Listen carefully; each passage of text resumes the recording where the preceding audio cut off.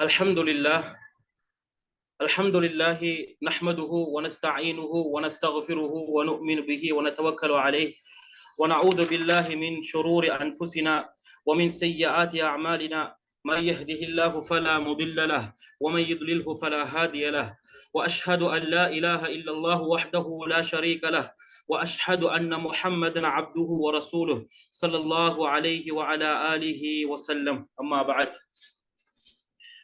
நம்முடைய வாராந்த நிகழ்வுகளில் முதல் நிகழ்ச்சியாக ஹிஜ்ரி வருடம் 1444 ஜில்காதா மாதம் 6ஆம் திகதி அன்று அஷேக் அஹ்மத் இப்னு அலி அல் ஹுதைஃபி ஹஃபிஸஹுல்லா அவர்கள் மூலமாக புனித அல் மஸ்ஜித் அன் நபவியிலே நிகழ்த்தப்பட்ட சுல்ஹுல் ஹுதைபியா உடன்படிக்கையின் மூலமாக பெறக்கூடிய படிப்பினைகளும் பாடமும் என்ற தலைப்பில் அமைந்த அந்த ஹுதுபா பேருரையின் தமிழாக்கம் நடைபெற இருக்கிறது. அன்புக்குரிய இஸ்லாமிய உறவுகளை சொந்தங்களே, ஷேக் அவர்கள் முதலாவதாக அல்லாஹ்வை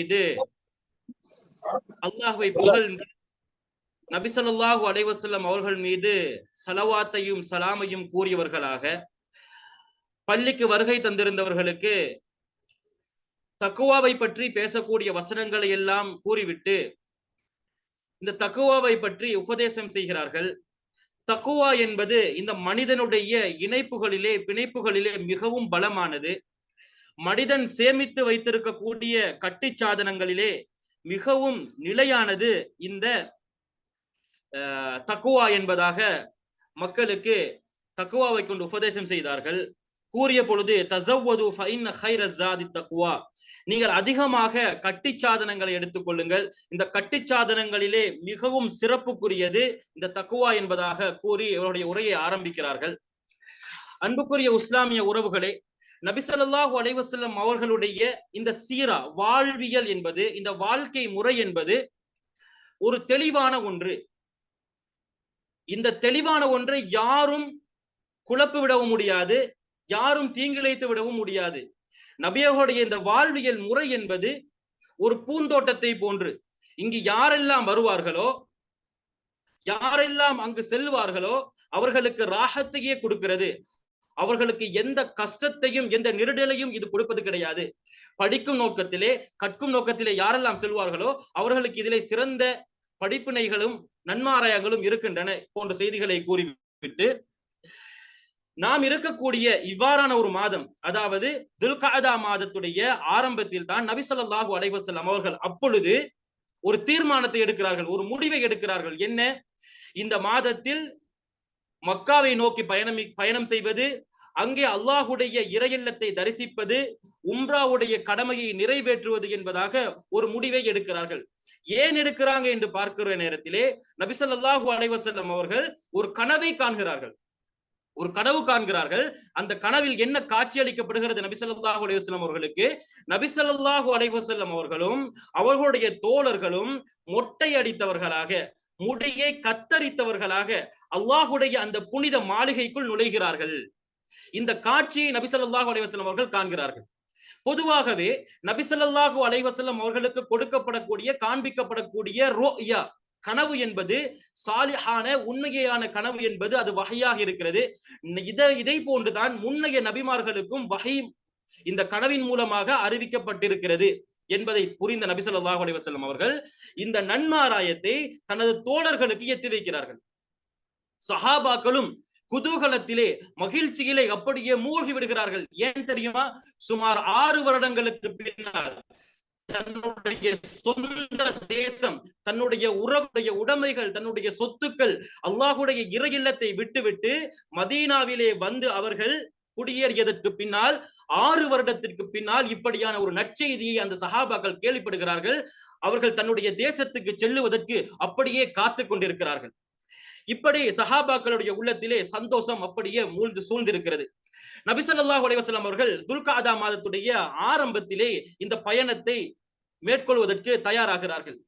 சுமார் 1400 சஹாபாக்களோடு இந்த பயணத்தை மேற்கொள்கிறார்கள். நபி ஸல்லல்லாஹு அலைஹி வஸல்லம் அவர்கள் மக்காவிற்கு செல்லுவதற்கான நோக்கம் என்ன? அல்லாஹ்வுடைய ஆலயத்தை தரிசிப்பது, அங்கு சென்று உம்ராவுடைய கடமையை நிறைவேற்றுவது. இதுதான் நபி ஸல்லல்லாஹு அலைஹி வஸல்லம் அவருடைய நோக்கம்.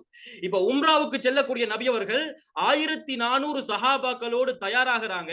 தயாராகக்கூடிய நேரத்திலே தங்களோடு எந்தவித ஆயுதங்களையும் எந்த ஒரு வெப்பன்ஸையும் அவங்க என்ன செஞ்சு கொள்ளல, எடுத்துக்கொள்ளவில்லை. இவர்களுடைய நோக்கம் என்ன? உம்ரா.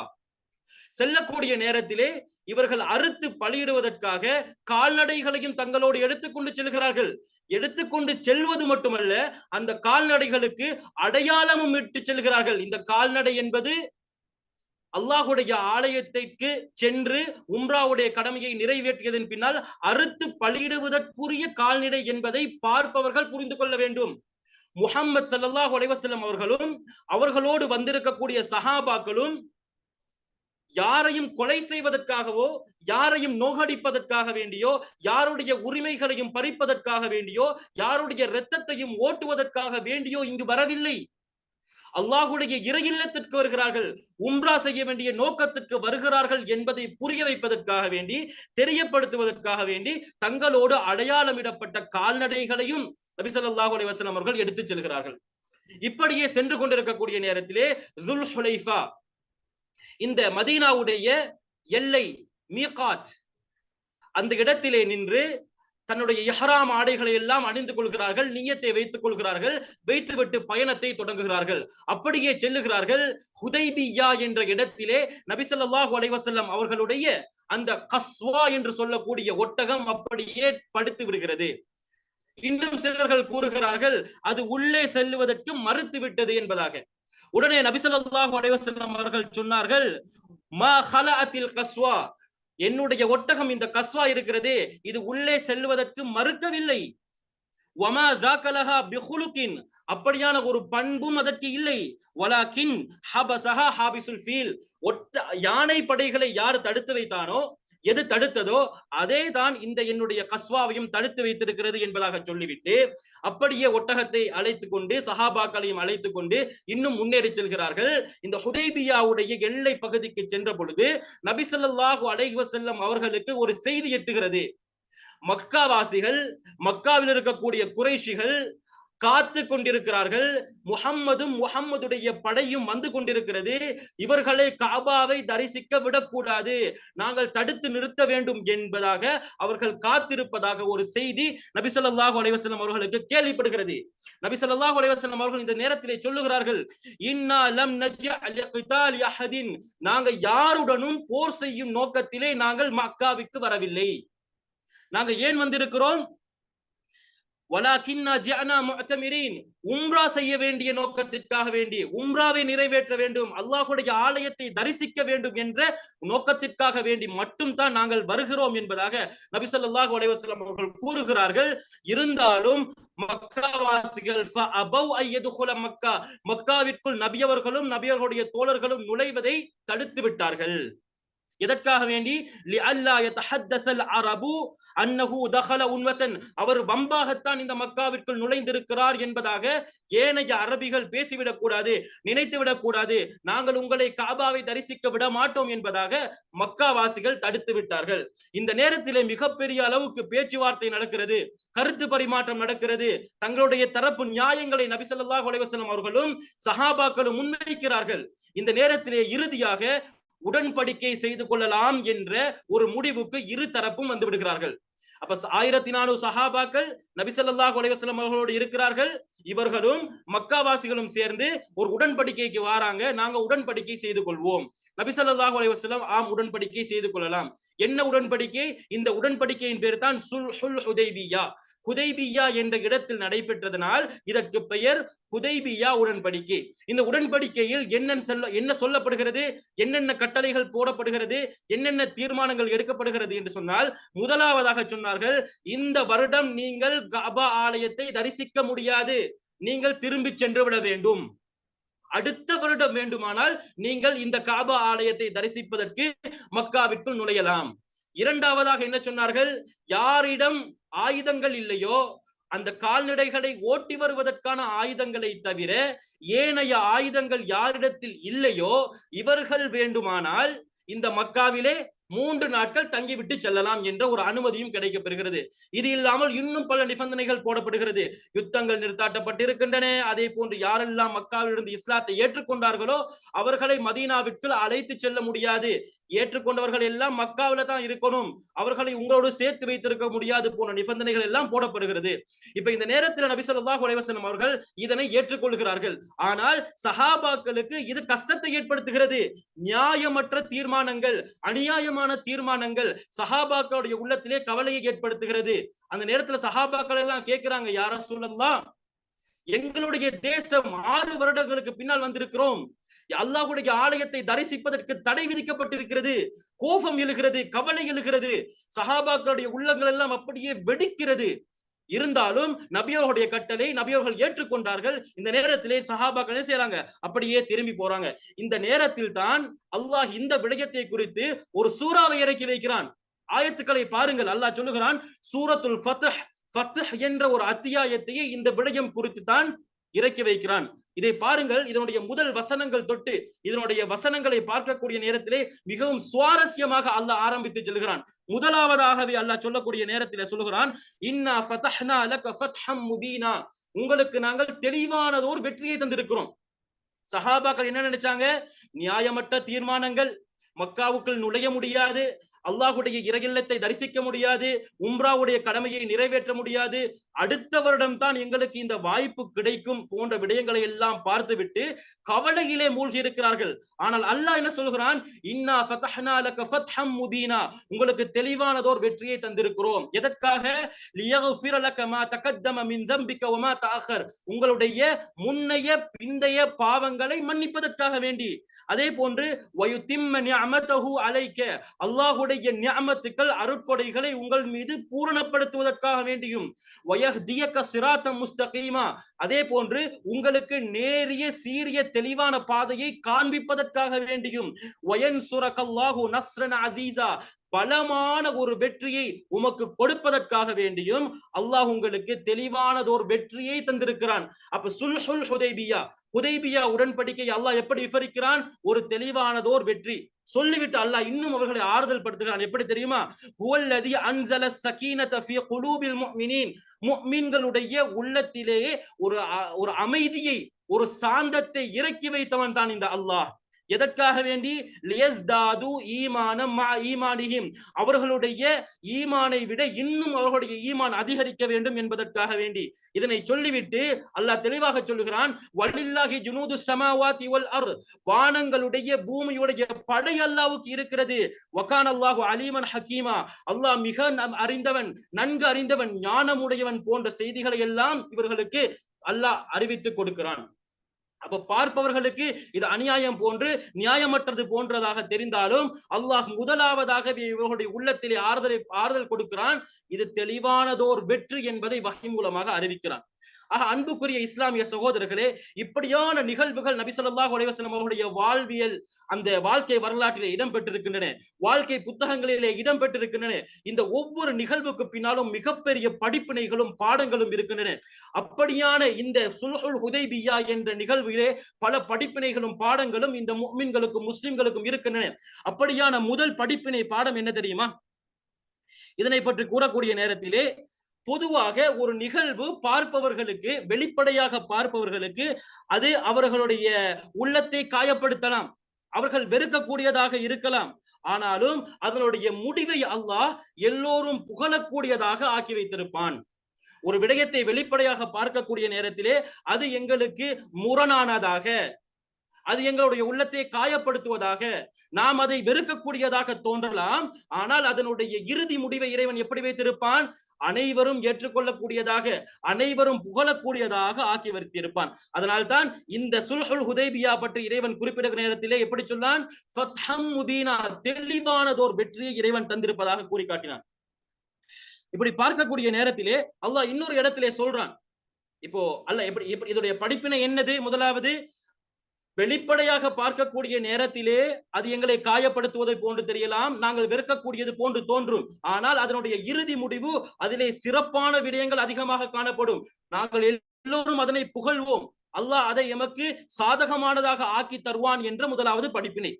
அல்லாஹ் இன்னொரு இடத்திலே குறிப்பிடுகிற பொழுது ஃபஅஸா அன் தக்ரஹூ ஷைஆ வயஜஅலல்லாஹு ஃபீஹி கைரன் கஸீரா, நீங்கள் ஒரு விடயத்தை வெறுக்கலாம், ஆனால் வயஜஅலல்லாஹு ஃபீஹி கைரன் கஸீரா, அதே விடயத்தில் அல்லாஹ் அதிகமான நலவுகளை வைத்திருப்பான்.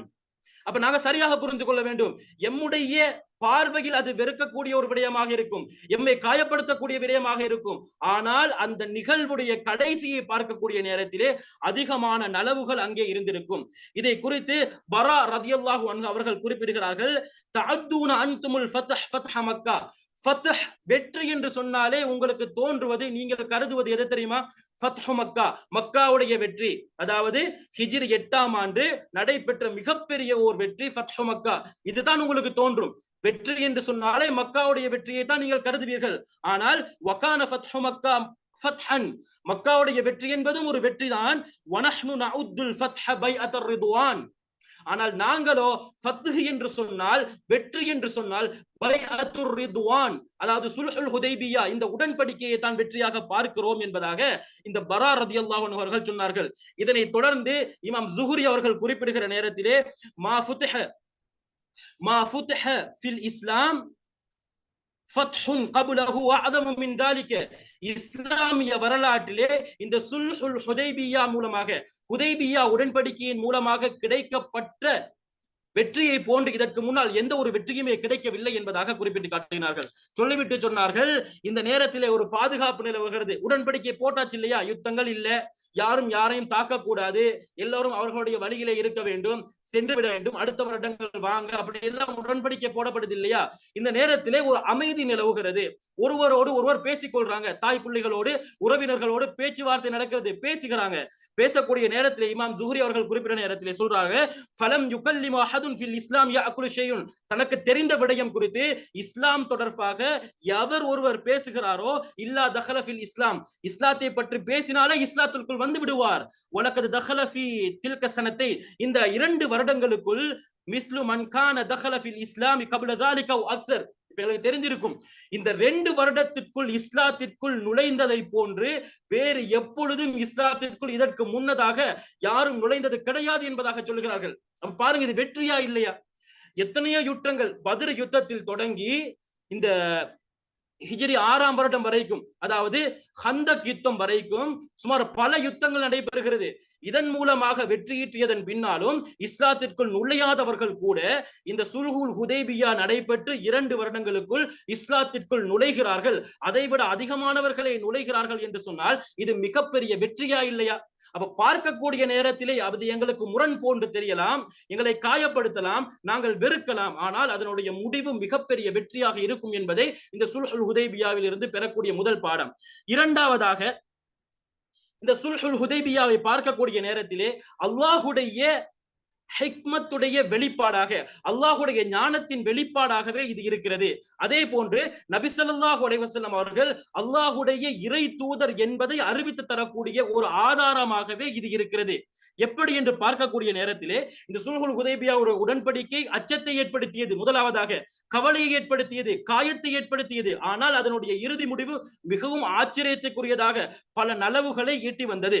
நபி ஸல்லல்லாஹு அலைஹி வஸல்லம் அவர்களுடைய வல்லமையை பாருங்கள். அவர்கள் ஏதாவது ஒரு தீர்மானம் எடுப்பதாக இருந்தால் சஹாபாக்களோடு ஆலோசித்து அவர்களுடைய ஆலோசனையின் பேரிலே ஒரு தீர்மானத்தை எடுப்பார்கள். இது நபி அவர்களுடைய வல்லமை. ஆனால் இந்த சுல்ஹுல் ஹுதைபியா உடன்படிக்கையை பார்க்கக்கூடிய நேரத்திலே நபி அவர்கள் சஹாபாக்களுடைய உள்ளத்திலே கவலை இருக்கிறது, அவர்கள் இந்த உடன்படிக்கையை விரும்பவில்லை. இருந்தாலும் நபி ஸல்லல்லாஹு அலைஹி வஸல்லம் அவர்கள் ஏற்றுக்கொள்கிறார்கள். ஏன்? அல்லாஹ்வுடைய வஹி நபி ஸல்லல்லாஹு அலைஹி வஸல்லம் அவர்களுக்கு வருகிறது. அப்ப இதனுடைய முடிவு மிகப்பெரிய ஒரு வெற்றியை இந்த முஸ்லிம்களுக்கும் சஹாபாக்களுக்கும் கொண்டு வந்து சேர்க்கிறது. இது அல்லாஹ்வுடைய ஹிக்மத்துடைய வெளிப்பாடு இல்லையா?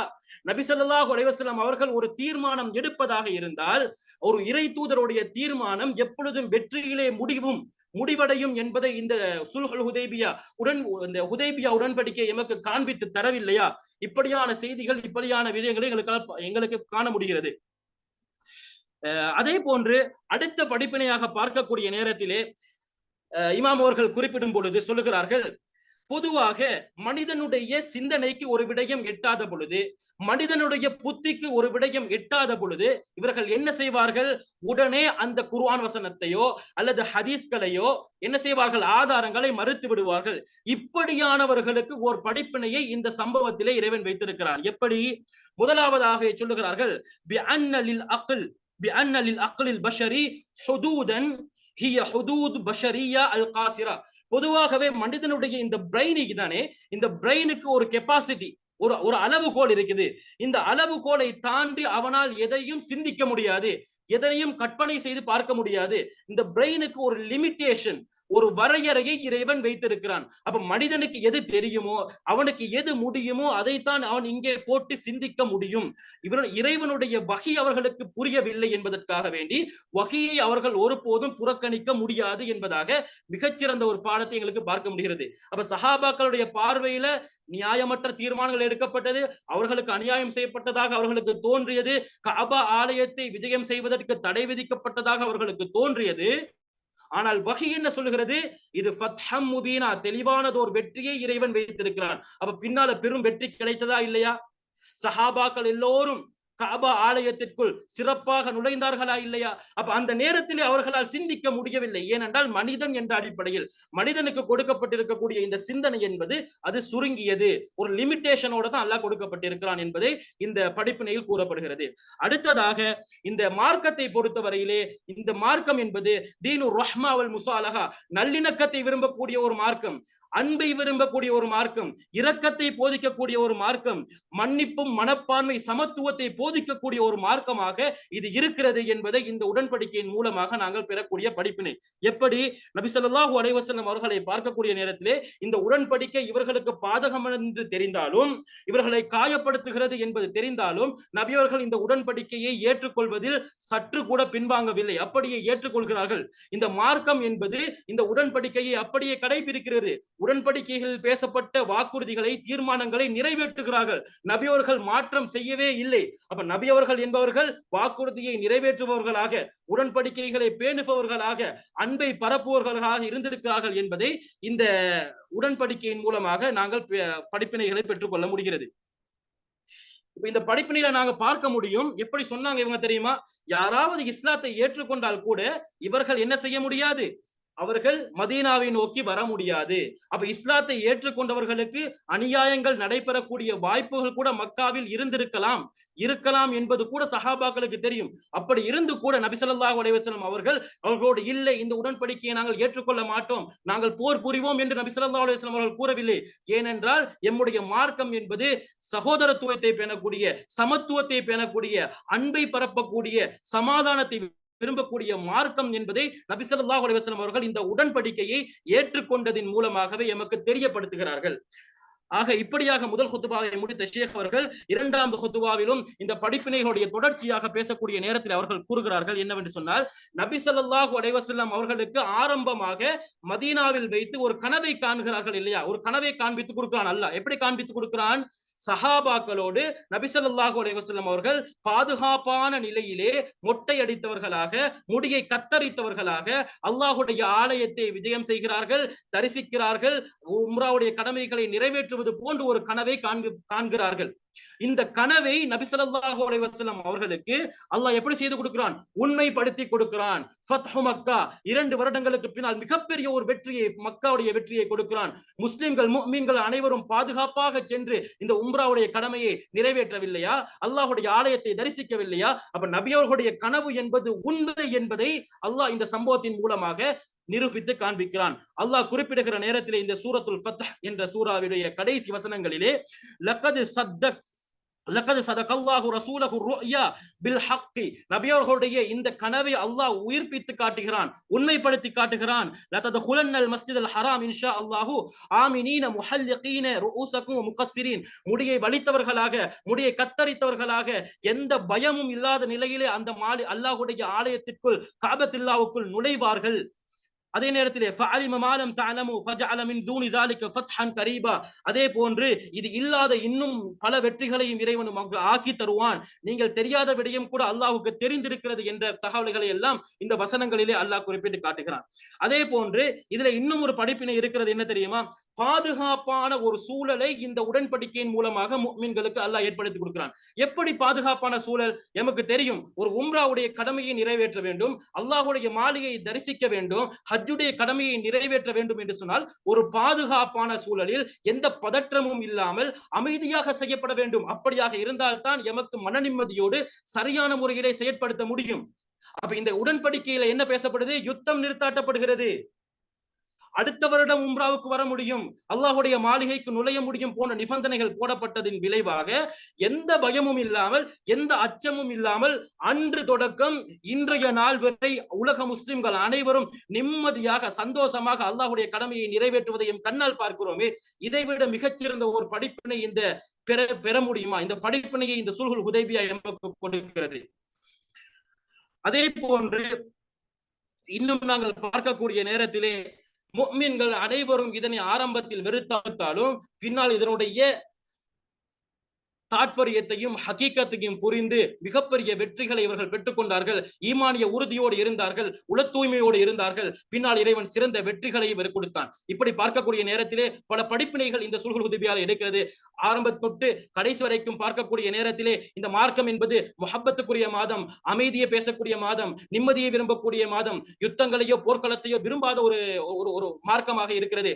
அதே போன்று பல படிப்பினைகளை நபி அவர்கள் உண்மையான நபி என்பதை சுட்டிக்காட்டுகிறது, முஃமின்களுடைய உள்ளத்திலே அமைதியை ஏற்படுத்துகிறது, சிறந்த வெற்றியை கொடுத்திருக்கிறது போன்ற படிப்பினைகளை எல்லாம் நாங்கள் என்ன செய்யலாம்? இந்த உடன்படிக்கையிலே எங்களுக்கு பார்க்கலாம். இப்படியே பேசிவிட்டு இந்த உரையை முடித்துக் கொள்கிறார்கள். கடைசியாக இந்த வெள்ளிக்கிழமை நாளை பற்றி குறிப்பிடுகிற நேரத்திலே அதிகமாக நபி ஸல்லல்லாஹு அலைஹி வஸல்லம் அவர்கள் மீது ஸலவாத்து சொல்வது என்பதை சிறப்புக்குரியது. அதிகமாக நபி அவர்கள் மீது ஸலவாத்தை சொல்லிக் கொள்ளுங்கள், நாமும் சொல்லிக் கொள்வோம். இந்த இவ்வாறான சம்பவங்கள், இவ்வாறான நிகழ்வுகளின் மூலமாக நிறைய படிப்பினைகளை நபி அவர்களுடைய வரலாற்றை படிப்பதன் மூலமாக நாங்கள் படித்துக் கொள்ள வேண்டும், பெற்றுக்கொள்ள வேண்டும், எம்முடைய வாழ்க்கையை சரியான முறையில் அமைத்துக் கொள்ள வேண்டும் என்று கூறி இந்த மொழியாக்கத்தை நான் முடித்துக் கொள்கிறேன். அல்ஹம்துலில்லாஹ்.